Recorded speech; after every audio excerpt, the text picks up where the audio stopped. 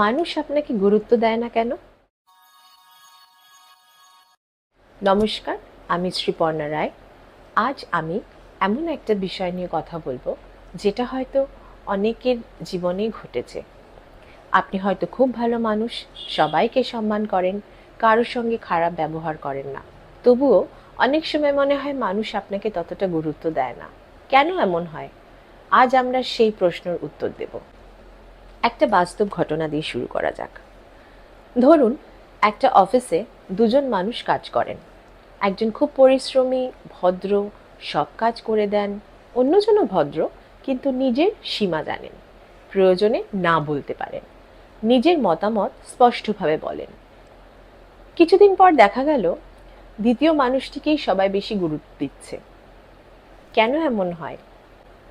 কারণ মানুষ শুধু আপনার ভালো ব্যবহার দেখে না, মানুষ দেখে আপনি নিজেকে কতটা মূল্য দেন।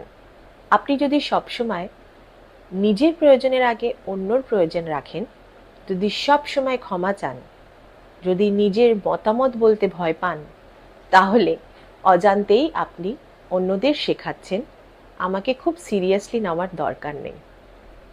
এটা নিষ্ঠুর শোনাতে পারে, কিন্তু মানুষের মন অনেক সময় এভাবেই কাজ করে। এবার আমি 3টি পরিবর্তন বলবো।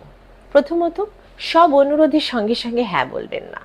দ্বিতীয়ত, নিজের কথা বলার সময় হয়তো, জানি না, ভুলও হতে পারে, এই ধরনের শব্দ কম ব্যবহার করুন। তৃতীয়ত, নিজের সময়ের মূল্য দিন। যে নিজের সময়কে সম্মান করে, মানুষ তাকেও সম্মান করতে শেখে। মনে রাখবেন, ভালো মানুষ হওয়া আর নিজেকে অবহেলা করা দুটো এক নয়।